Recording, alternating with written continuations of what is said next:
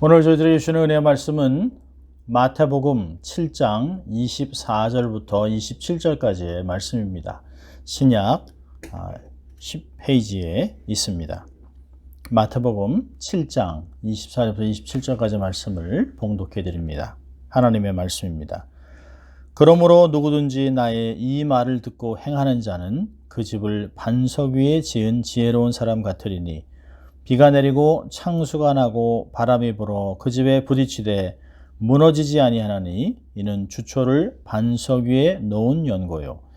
나의 이 말을 듣고 행치 아니하는 자는 그 집을 모래 위에 지은 어리석은 사람 같으리니 비가 내리고 창수가 나고 바람이 불어 그 집에 부딪힘에 무너져 그 무너짐이 심하니라. 아멘. 하나님의 말씀이었습니다. 우리는 2020년을 시작하며 첫 주부터 하나님의 영광을 위하라고 하는 시리즈로 13주 동안 말씀을 함께 보았습니다.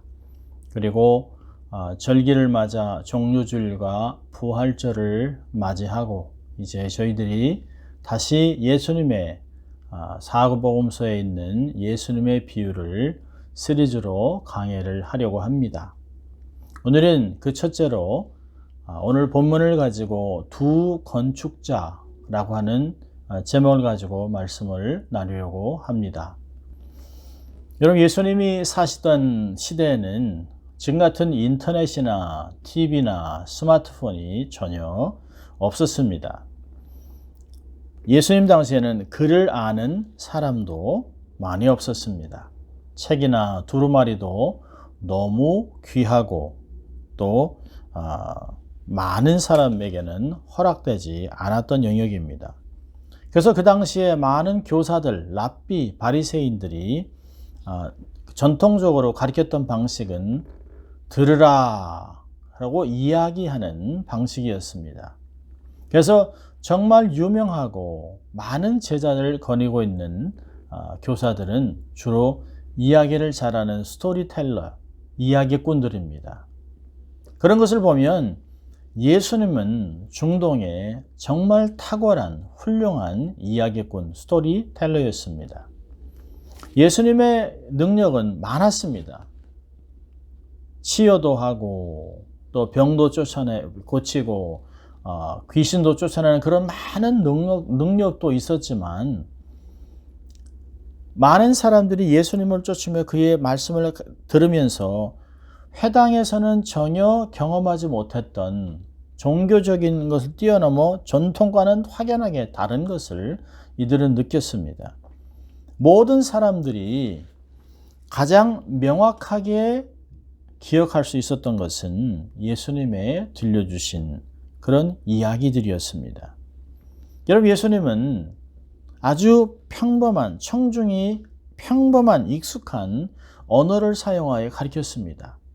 그들이 평상시에 주위에서 늘 경험할 수 있었던 이야기들, 농사하는 일, 밭을 가는 일, 또 어업을 하는 것, 또 결혼하는 것, 돈에 대한 것, 또 건축에 대한 것들, 그들이 늘 일상생활에서 접하는 그런 것들을 사용해서 영원한 진리를 담은 예화를 만들어 내셨습니다.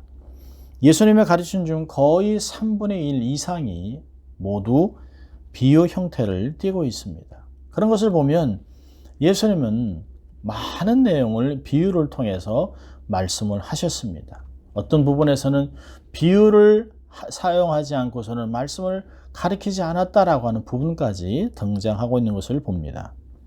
예수님은 청중들 앞에서 신학적인 단어들을 사용하거나 전문적인 용어들을 사용해서 연설을 하지는 않으셨습니다. 그러나 단순하게 이야기꾼으로 이야기를 전하셨지만 그의 내용 안에는 아주 심오한 진리들이 담겨 있었습니다. 이야기를 듣고 있던 사람들은 예상치 못한 상쾌함과 시원함과 기쁨을 경험해서 놀라기도 했습니다. 그래서 오늘 우리가 읽지 않았습니다만 산상수훈의 마지막 부분에 마태는 이렇게 기록합니다. 예수께서 이 말씀을 마치심에 무리들이 그의 가르침에 놀랐다. 이는 그의 가르치는 것이 권세 있는 자와 같고 저희 서기관들과 같지 아니함이라라고 이야기하고 있습니다. 말씀의 전문가 랍비 서기관들의 가르침보다 훨씬 더 탁월한 그들의 가슴에 파고드는 가슴에 감동을 주는 메시지들을 받았다라고 마태는 기록하고 있습니다. 우리도 앞으로 이렇게 계속 공부할 예수님의 비유를 통해서 단마음을 가지고 열린 마음을 가지고 귀를 열고 마음을 열어 말씀을 잘 받고 깨달아 말씀을 삶에서 실천해가는 하나님의 사람들이 될 수 있기를 바랍니다. 자, 오늘 본문을 이해하기 위해서 문화적인 배경을 좀 보려고 합니다. 본문은 산상수훈의 마지막 결론적인 부분입니다. 이 결론을 지면서 그러므로 라고 결론을 지으면서 이들이 아주 잘 알고 있는 청중들의 익숙한 집 짓는 이야기를 하고 있습니다. 여러분, 예수님 당시에는 보통 주택가들이 산 중턱에 있었습니다. 낮은 구릉이나 낮은 언덕 위에 집들을 지었습니다. 절대로 계곡에 집을 짓지 않습니다. 비가 오면 급류에 모든 집들이 쓸려갈 수 있기 때문에 계곡에는 집을 짓지 않습니다. 예수님 당시의 집들은, 특별히 시골 집들은, 평범한 집들은 주로 진흙 집들이었습니다. 그래서 도적들이 벽에 구멍을 뚫고 들어간다 라고 마태복음 6장 19절은 이야기하셨습니다. 또 중풍병자의 네 친구들은 예수님께 친구를 데려갈 수 없자 지붕으로 올라가서 지붕을 뜯어 줄을 묶어 환자 친구를 내려보냈던 것을 우리는 기억합니다. 그런 것 같이 집이 진흙집으로 지어진 것입니다. 집들의 모양이 대개 거의 비슷비슷합니다. 네모난 모양으로 양옆에 흙과 지푸라기를 섞어서 만든 진흙으로 벽을 세우고 또 지붕에는 나무 위에 진흙을 발라서 평평한 지붕을 만들었습니다. 자, 이런 집들은 여름 기간에, 비가 오지 않는 여름 기간에는 아무 문제가 없습니다. 4월부터 10일까지는 강수량이 거의 최저 수준입니다. 비가 오지 않습니다. 평상시에 온도가 120도 이상 올라갑니다. 낮에는 어떤 행동하기가 어렵습니다. 습기가 없기 때문에, 물이 없기 때문에 벽도 튼튼하고 또 바닥은 돌같이 단단합니다.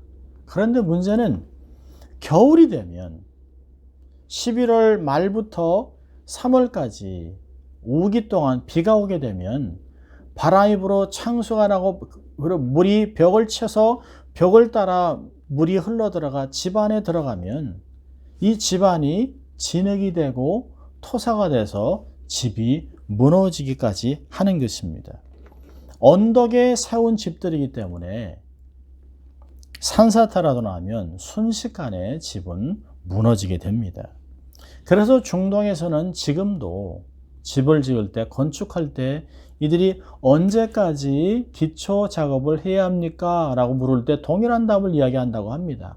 반석이 나올 때까지. 그것이 50cm든 1m든 2m든 반석이 나올 때까지 깊이 파서 반석 위에 집을 짓는 기초 작업을 한다고 합니다. 여러분, 이 반석은 작은 돌이 아닙니다. 성경에서 얘기하는 코너스톤, 모퉁이 돌, 이 반석은 거의 1톤 이상 되는 엄청난 큰 돌입니다. 사람의 힘으로 도저히 움직일 수 없는 그런 돌, 바람도 홍수도 쓸어내려갈 수 없는 그런 돌 위에 집을 지었다라고 하는 것입니다. 홍수가 와도 전혀 영향을 받지 않는 그런 기반을 말합니다. 여러분, 이런 문화 속의 삶을 살아갔던 청중들은 예수님이 집 짓는 이야기를 할 때 금방 알아들었습니다.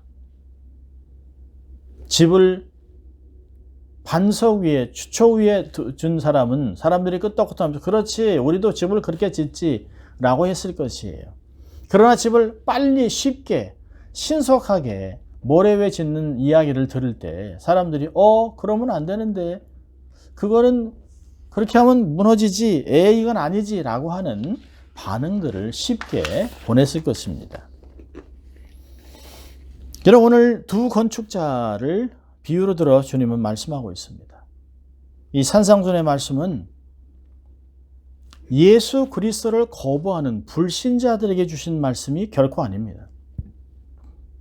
오늘 말씀을 보면 어리석은 자나 지혜로운 자나 다 하나님의 말씀을 들었다라고 이야기하고 있습니다.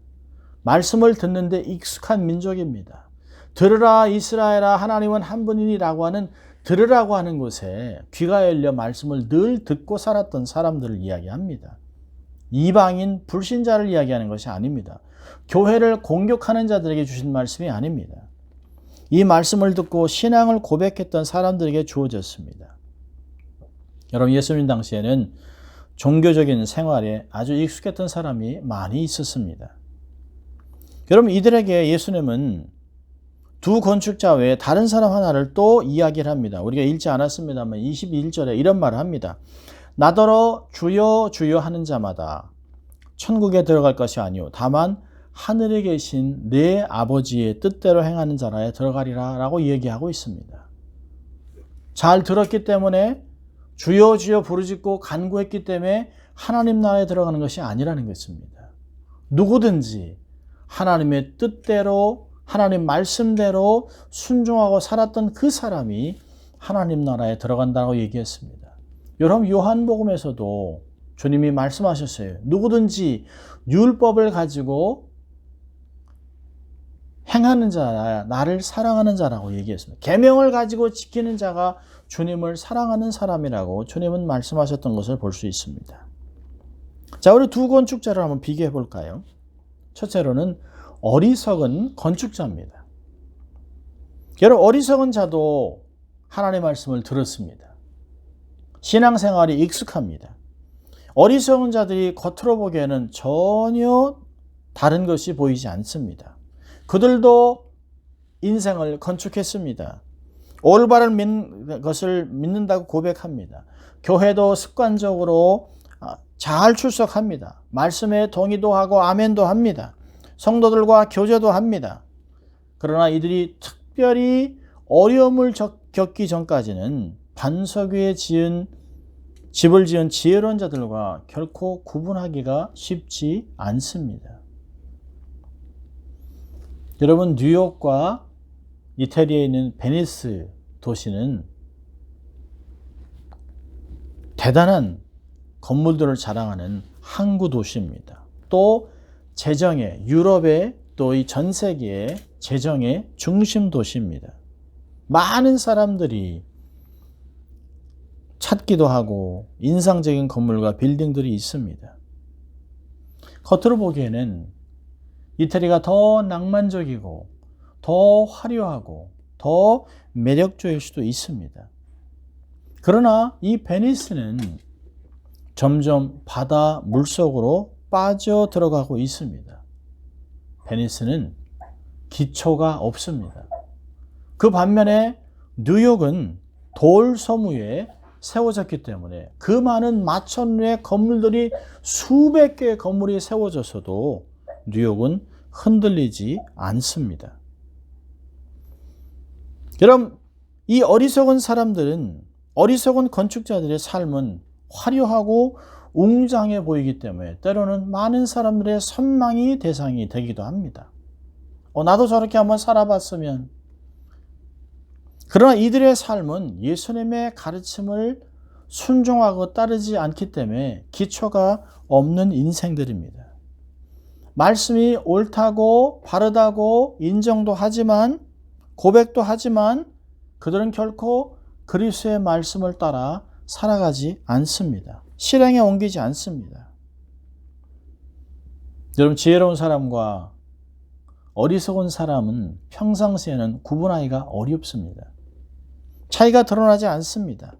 그런데 인생에 홍수가 나고 비가 내리고 바람이 불고 인생의 폭풍이 오면 이들은 말씀이 없기 때문에 행하지 않았기 때문에 세상적인 방법을 동원하고 우왕좌왕하다 순식간에 괴멸하는 것들을 보게 됩니다. 그러면서 이들의 어리석음이 확연하게 드러나는 것을 볼 수 있습니다. 여러분, 부실공사의 결과는 처참합니다.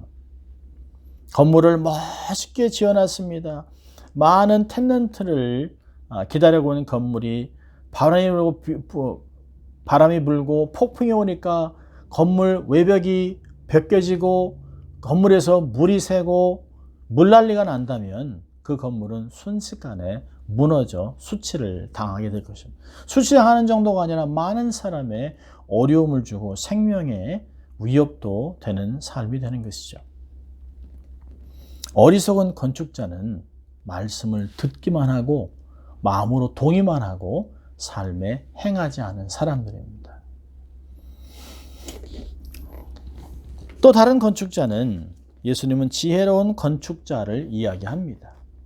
이 지혜로운 건축자는 어리석은 자와는 다르게 모래 위에 집을 지은 것이 아니라 주초를 반석 위에 두고 집을 지었다라고 이야기합니다.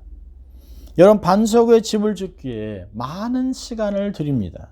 공을 들여 기초공사를 했습니다. 말씀을 지속적으로 듣고 삶에서 깨달은 점을 하나둘씩 힘들게 실천해 나가며 말씀을 경험했던 사람입니다. 말씀대로 말씀을 살아냈던 인생을 이야기하는 것입니다. 여러분, 이 어리석은 자들에게도 임한 어려움은 동일하게 지혜로운 자들에게도 온다는 것입니다. 오늘 본문을 보면 25절과 27절이 전반부가 똑같습니다. 어리석은 자도 비가 내리고 창수가 나고 바람이 불어 그 집에 부딪힌다라고 얘기하고 있습니다. 지혜로운 자는 25절에 비가 내리고 창수가 나고 바람이 불어 그 집에 부딪히며 한 자도 틀리지 않습니다. 이것을 무엇을 얘기합니까? 예수님의 말씀을 듣고 바른 생활을 해도 세상 사람들이 경험하는 그러한 동일한 어려움을 겪게 된다라고 하는 것입니다. 사고 나지요. 질병이 있지요. 여러분, 우리가 지금 겪고 있는 코로나 바이러스로 얼마나 많은 사람이 죽어가는지 모릅니다. 그 중에 예수 믿는 사람도 있고 예수 믿지 않는 사람도 있습니다. 신앙생활을 잘한 사람도 있고 신앙생활을 잘못한 사람도 있습니다. 불신자에게만 찾아온 것은 아닙니다. 환난과 고통은 우리의 공통된 운명입니다. 누구도 피해갈 수 없습니다. 그러나 어려움이 우리의 신앙의 어떠함을 검증해주는 기회가 되는 것입니다. 똑같이 어려움을 당하지만 그 어려움 속에서 결과는 확연하게 달라집니다. 여러분, 일본 도쿄의 황궁 옆에 임페리얼 팰리스 옆에 임페리얼 호텔이라는 것이 있습니다. 미국 건축가인 프랭크 로이드 라이트라고 하는 사람이 부탁을 받아서 이 건물을 건축하기 시작했습니다. 4년에 걸쳐 건물을 지었는데요. 그는 2년 동안 기초공사를 다지는 데만 2년을 보냈습니다. 많은 사람들이, 일본 언론까지도 그 사람이 돈과 시간을 낭비하고 있다고 조롱하고 비판을 해댔습니다. 그러나 그 건축가는 아랑곳하지 않고 꿋꿋하게 기초공사를 마치고 건물을 지어서 4년 만에 완공을 했습니다. 많은 사람들이 시간을 낭비했다고 얘기했습니다. 그런데 몇 년이 지난 후에 도쿄에 엄청난 지진이 왔습니다. 도쿄 시내에 있는 건물의 3분의 2가 다 파괴됐습니다. 그런데 임페리얼 호텔은 고작 유리창 5장만 깨졌을 뿐입니다. 이렇게 이 건물이 그 무서운 지진을 견딜 수 있었던 이유는 뭘까요? 기초공사를 튼튼하게 했기 때문입니다. 그래서 그 무서운 지진도 견딜 수 있었던 것이죠. 이런 반석 위에 세우고 하나님의 뜻을 순종하고 살아가는 성도들은 똑같이 환난을 당해도 견디고 승리할 수 있습니다. 사도 바울은 로마서 5장 3절 4절에 다만 이뿐 아니라 우리가 환난 중에도 즐거워하나니 이는 환난은 인내를, 인내는 연단을, 연단은 소망을 이루는 줄 알미라고 권면하고 있습니다. 여러분, 우리가 아무리 비가 오고 홍수가 나고 지진이 나고 천재지변이 일어난다 하더라도 우리의 인생이 반석 대신 예수 그리스도 위에 지어져서 건축되고 있다면 우리 인생은 그 충격을 이겨내고 영원히 존재하고 있을 수 있습니다. 여러분, 욥의 인생을 보세요. 말할 수 없는 고난을 겪었지만 그가 하나님을 신뢰하고 믿음을 지키는 가운데 결국에는 갑절의 인생에 대해 다른 사람을 축복하는 사람이 되었습니다. 구약의 많은 사람들, 모세, 다윗, 이사야, 예레미야, 신약은요, 12 제자 외에 수많은 사람들이 말씀대로 삶을 살아가고 그리스도의 부활과 그 사역 위에, 말씀 위에, 반석 위에 인생을 건축했습니다. 이들의 삶은 결코 무너지지 않았습니다. 우리의 믿음의 선조들도 마찬가지입니다. 죽었지만 그 믿음으로 여전히 말하고 있습니다. 이들은 하늘의 별과 같이 빛나고 있습니다. 믿음의 반열에 선 영웅들과 같이 여전히 주님이 오실 때까지 모든 사람들에게 기억되고 있습니다. 저희 오늘 말씀을 근거로 두 가지 교훈을 삶에 적용했으면 좋겠습니다. 첫째로는 말씀을 지속적으로 경청해야 합니다. 말씀을 지속적으로 경청해야 됩니다. 말씀을 많이 들어야 합니다. 자주 들어야 합니다. 시간을 내서 말씀을 가까이 해야 합니다. 그러면 믿음이 생깁니다. 믿음이 자랍니다. 여러분, 로마서 잘 알고 있는 10장 17절에 믿음은 들음에서 나고 들음은 그리스도의 말씀으로 말미암는다라고 얘기하고 있습니다. 우리가 어떻게 하면 믿음을 키울 수 있을까? 주여 우리의 믿음을 더하여 주시옵소서라고 했던 그들이 할 수 있었던 것은 말씀을 가까이 하는 것입니다. 여러분, 말씀을 마음에 담아놓는 것은 우리의 삶을 앞으로 있을 모든 미래를 위하여 대비하는 것 같습니다. 말씀은 성령의 검과 같습니다. 영적 전쟁의 최고의 무기를 확보하는 것입니다. 젊은 청년이 자기의 삶을 어떻게 하면 정결하게 지킬 수 있을까요? 말씀을 많이 담아놓는 것입니다. 여러분, 하루도 말씀 없이 시작하지 마십시오. 아무리 바쁘고 힘들고 피곤해도 반드시 말씀으로 하루를 시작해야 합니다. 하나님의 말씀에 내 심령에 뿌리를 내려야 합니다. 시냇가에 심기운 나무와 같이 시절을 쫓아 과실을 맺는 가뭄을 극복하는 그런 인생이 되기 위하여 우리의 심령을 말씀의 뿌리에 내려놓아야 하는 것입니다.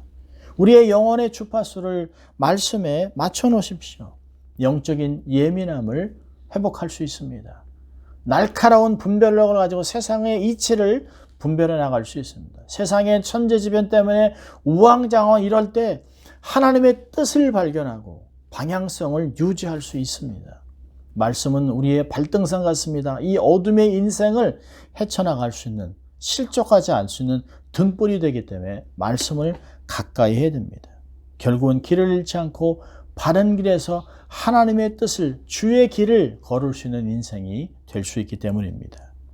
말씀을 지속적으로 경청하십시오.